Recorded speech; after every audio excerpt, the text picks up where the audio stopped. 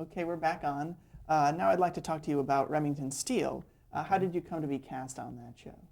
Oh, that's a wild one. I had a herniated disc hitting a sciatica nerve and did not walk for over 4 months. I was upstairs in my room just on crutches to the jaw and back, and so full of Percodan I couldn't read, I couldn't watch television. It was and great pain, and it was very sad. And then someone, and I can't remember who it was, said they had just read for a part on a show called Remington Steele, and they were very wrong for it, but that I was absolutely perfect for it. Well, hello. But I called Jerry Windsor, and I said, I hear there's a part that I'm absolutely perfect for, and I would love to read for it. Well, at that time, I didn't have to read for anything. They just gave me the script and said, would you do it? So that was a big shocker. And she said, well, let me ask. And this, Michael Gleason tells this story himself. And Jerry came in and said to Michael, Doris Roberts would like to read for it. And he said, no, she's too old. And she said, I don't know what to do. I'm so embarrassed. How do I tell her she can't read? And she offered to read, and she doesn't need to read, He said, let her read. I had a brace that I wore from my shoulder to my hip of steel in order for me to sit up and not be in excruciating pain. And I wore a muumuu, a big, fat muumuu. And I went in, and I knocked their socks off. And he said, oh, my God. And this was the finalists that had come in that morning. There were 5 women who were finalists, some of them my friends. And he said, oh, my God. He said, we're going to go to business affairs on this right away. And he said, could you fly to Mexico on Saturday? I said, sure, why? He said, well, you got to get clothes and stuff like that. And I said, sure. I left there and went to Bullock's at the time and bought all the clothes I knew I'd need for that character. It was hysterical. Then I go to the doctor. Well, I'm going to get into trouble with this one, but I don't care. And I had to be examined. You have to be examined. And so as the doctor came toward, and I'd had this brace on me, and I knew if he came towards me with the stethoscope, he'd feel the brace and I would not get the job. So as he came towards me, I went, oh. And he said, well, Miss Roberts, I never go anywhere I'm not supposed to go. I said, I know, but I said, I'm very sure. It's the best acting job I've ever done. And he didn't examine me.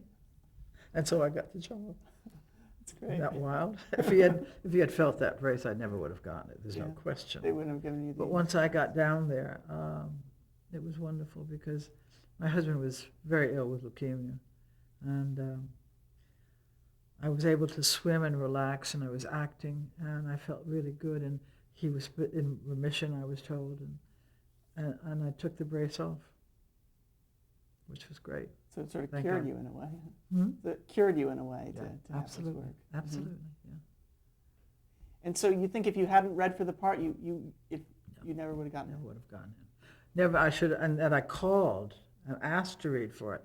No, I never would have gotten it. And you costumed yourself. Yeah. Just for that first... Yeah, the reason I wouldn't have gotten it, because Michael Gleason wrote it for his wife at that time. And she's 10 years younger than I was. So I knew I would not have gotten it, But anyway, I got it. So when you went to be doing the weekly series, did they base the costuming on what you had purchased yourself? Yeah. Oh, yeah.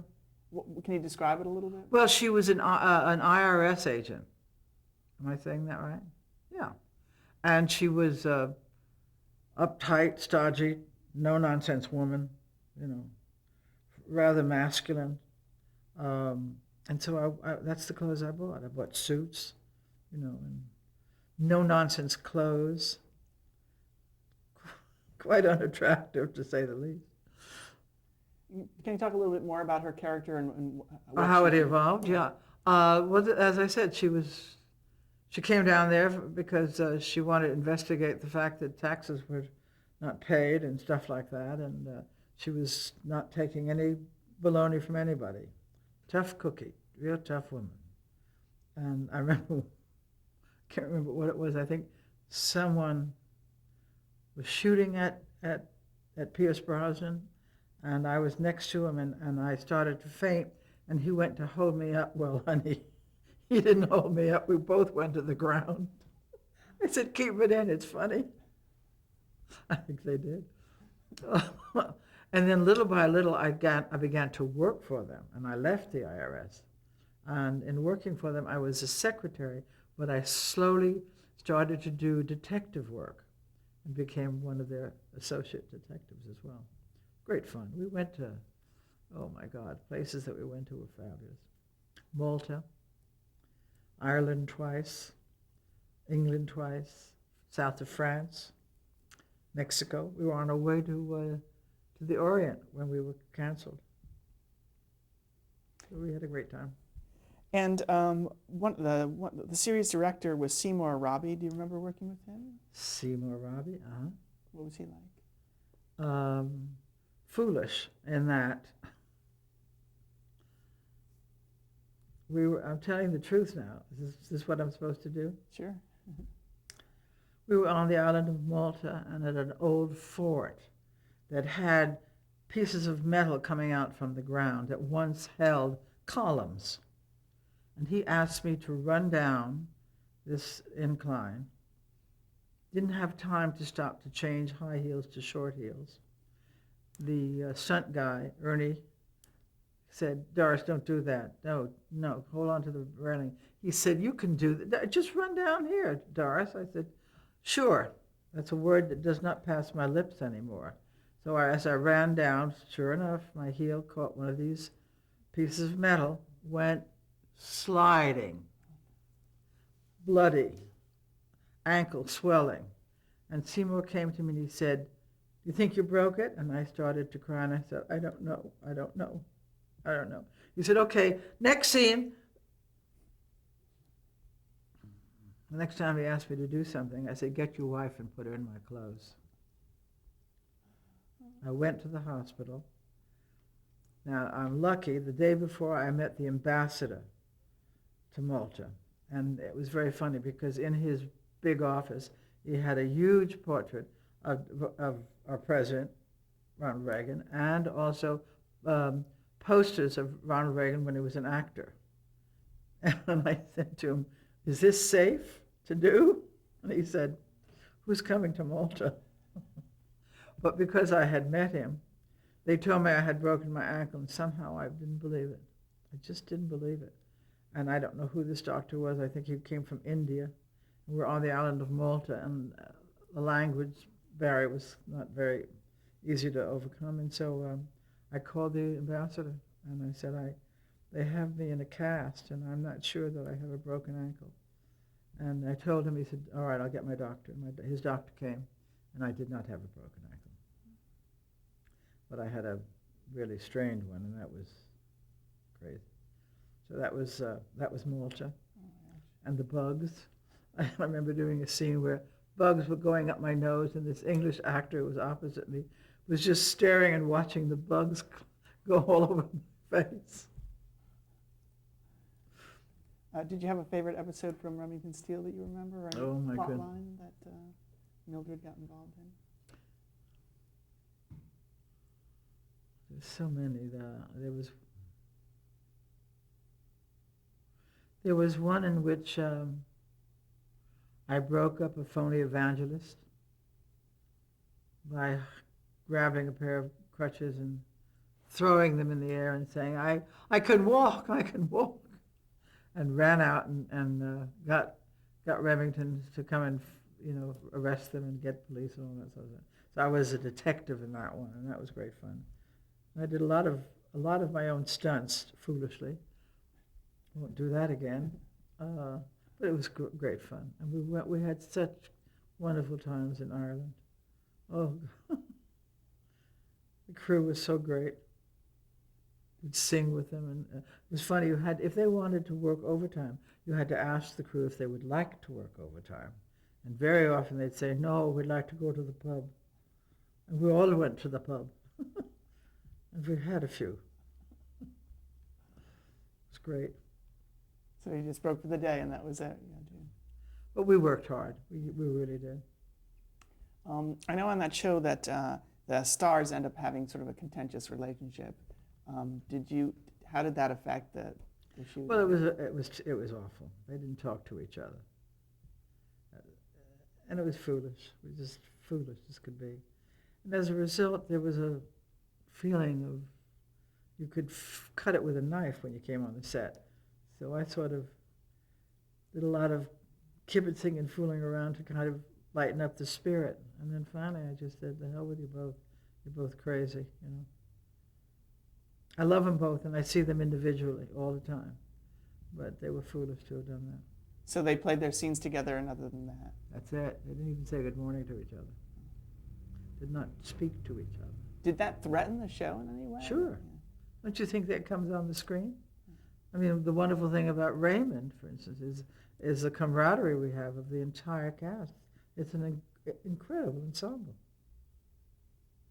And how did Remington Steele get canceled? Do you know why or how? Well, I must tell you, I saw the Sybil Shepherd and Bruce Willis pilot, and I thought, oh, we are in trouble. And they looked at me like I was crazy. I said, we're in trouble. And we were. And, you know, it had done a 5-year run, so that's pretty good. And our shows don't get picked up very often for syndication because it's too expensive, I guess. I think that will change somewhat, but at that point. And so they had everything they had gotten. There's no point in going on, you know. And that happened. But what happened was so sad was that he was offered bond way back then. And on that Friday night was the last day to get our new contracts for the new season.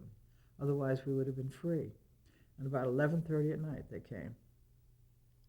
And so he couldn't get out of it. On the same day? On the day that it was the last day that contracts could be delivered, and that's what they waited for, the last day. And then he got, you know, a raw deal there, because I must say that NBC offered him, but he then had to come back and do Remington Steele. And I think Cubby Broccoli said, no, I'm not making a star out of him and sending him back for free on television. So, but he finally got it, so that's great. Yes, it's a happy ending. Let me mention just a couple of other shows that you appeared in. You were on Fairy Tale Theater with Billy Crystal. Do you remember that? Yes. I played the mother of the 3 little pigs, and that was so great. I had a little nose. I had a little pig walk that it was wonderful.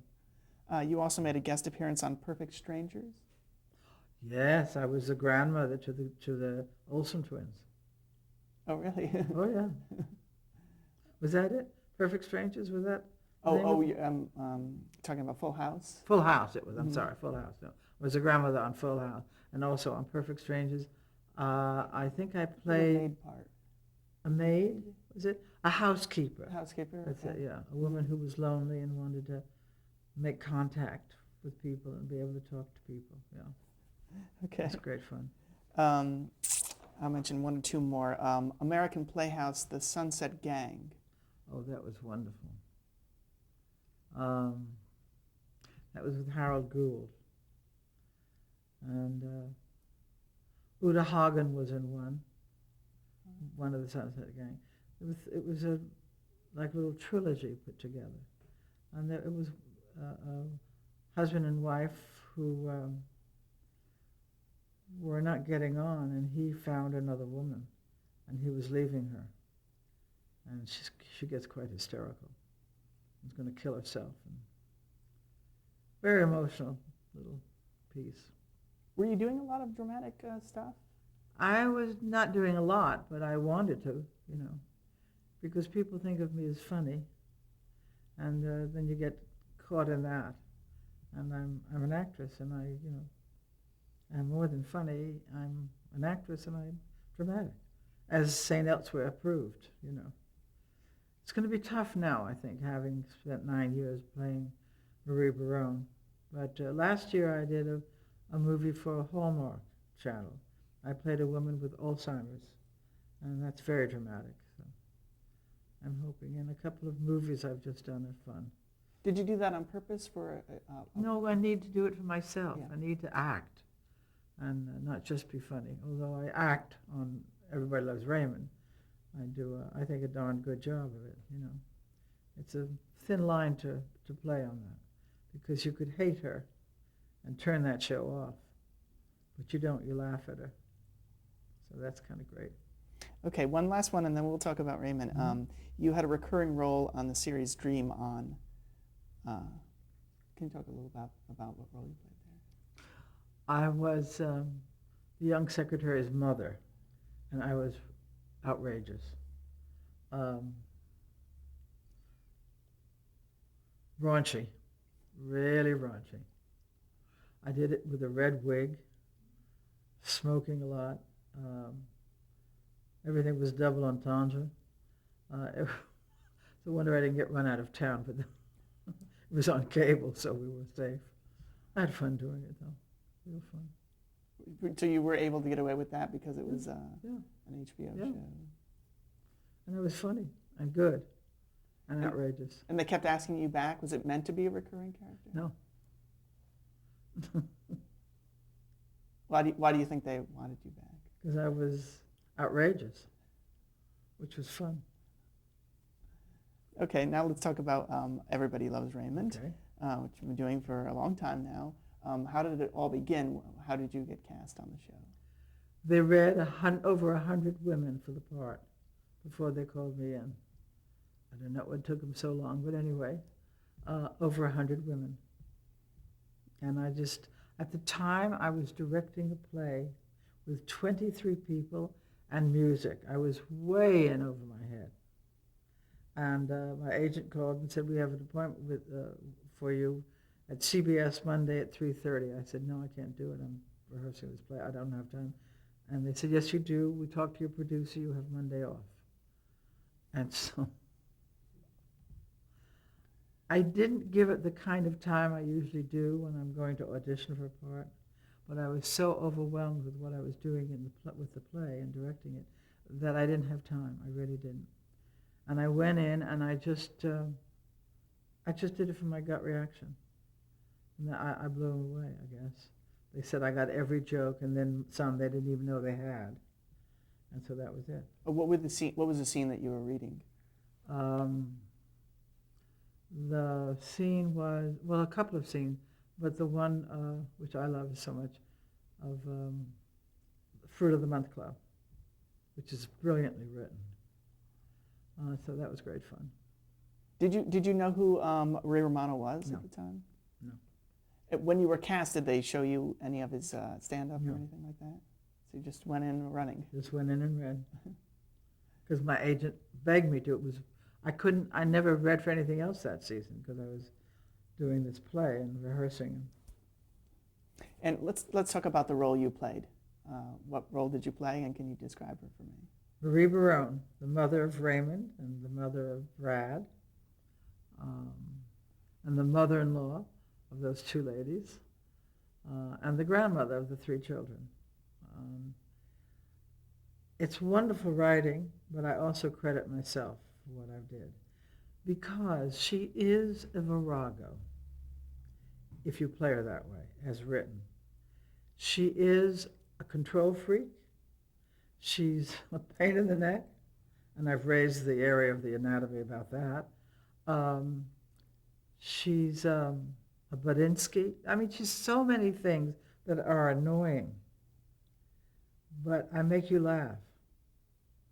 We are now in 171 countries in the world, and I travel extensively, and I cannot tell you, everywhere I go, I went on a cruise to all the Scandinavian countries and Russia. They knew me. They know my name, Doris.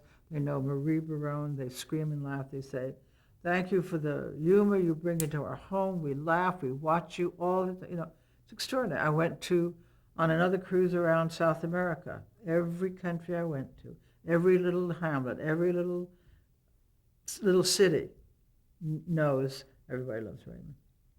And it's wonderful. They say, I love you when they see me. Wow. To be loved by that many people in the world, that's wild. I was at the airport and 21 people came off a plane from Bangladesh who knew me and said, thank you, oh, you make me laugh. So the smart thing that I've done as the character is I'm a cross between Ray Romano's mother, who's an Italian-American, and Phil Rosenthal's mother, who is a German Jew. Now, from my point of view, the German Jew is cerebral.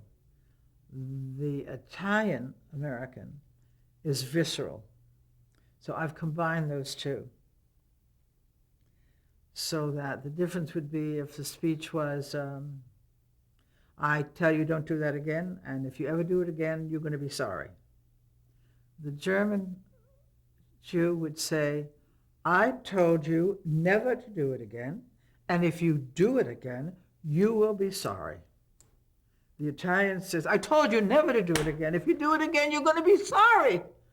So putting those two together is Marie Barone. And that's why you laugh at me. Because if you didn't, if you found her too much, you wouldn't find her funny. You say, ooh, who needs to see that? And turn it off. So I know how important I am to that script.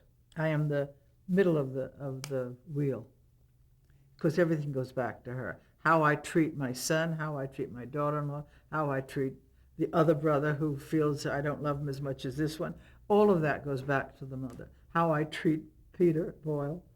God, I loved playing with him. I mean, I had never worked with him before, and we just hit upon each other and thought, we've known each other for like 40 years, you'd think. It was great fun, great fun. Do you think that your approach to Marie Barone sort of set the tone for the series as well? Possibly.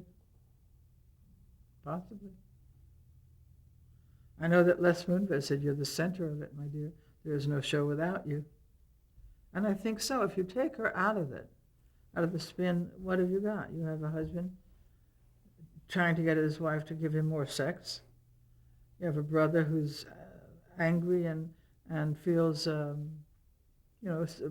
major sibling rivalry. That's what you have. Because there was no great focus on the children. Can you talk about Marie's surroundings? How in tune is she to her surroundings? Very much so. She is I knew these women as a kid growing up. Some of my girlfriends became a Marie Barone. They were taught to get married at a very tender age, have babies, take care of the babies, their husband, and their house. And that's what they did. And that's fine. That's a choice they made. That's fine. But that's all they did. And when kids begin to toddle, they're really saying, ta-ta, mommy. There are no books written about that. People don't talk about that. When they begin to walk away, and they have to, that's their independence. And when they walk away from you by leaving your home, if they go off to school, you die. It's a mourning that takes place. They will come back, but never again to live in the house. They will come back to visit at holidays, and that's how mothers get them back, with food. You get them back at food, and then you get them around the kitchen table, get right into their face and tell them what to do with their life. So I know those women, and I respect them and I honor them. I don't feel that she's a bad person, because everything she does from love. She wants the house to be cleaner. She wants her to be a better cook. She wants those children to taste good food, and certainly her son. So everything she does come from love. Now, the end result, the way in which she does it, is horrific. I mean, she's all these things. Intrusive, a control freak, a Budinsky, pain in the neck. But you laugh at her. And everyone comes to me and says, I love you. Oh, you're like my mother. Oh my God, So I touch something in people all over the world. Different languages tell me this. It's great. Can you talk a little bit about the costuming of Marie Perot? I am an overweight person. I come from Russian peasant stock. I don't have small bones. I'm a big boned woman, but I want to look good. So I have decided how to look good, and wearing clothes like I'm wearing now, or having blouses made that cover the torso of your body, so you can wear trousers or skirts underneath, and they can be pulled in so that it looks like a lean look, and it doesn't show your behind, and it doesn't show a tummy if you've got one, and it gives you a form. I always have set-in sleeves. I always have little pouchy little things, to have a form. It doesn't slip over, it doesn't get round, it gets sort of square, and it makes you leaner and taller. And people send me mail from everywhere. Where do I get your blouses? Where do I get your clothes? Where are you always look so neat, you always look so nice. And it's my style that I made Marie wear and become. Are you surprised that people are reacting that way? No. In fact, I should go into business, truthfully. There's a company in New York that wants to do that with me. We'll see. And there are pins that you wear? Pins. The pin came from Phil's mother. Always wore a pin, so we always had pins on her, and larger jewelry because I have a big head, not a small head. And if you put something tiny on, it doesn't work. Have you met Phil Rosenthal's mother? Oh God, yes. Sat with her and watched her watch me play her. She laughed so much. It was wonderful. Does she recognize herself in any way? Or? She's...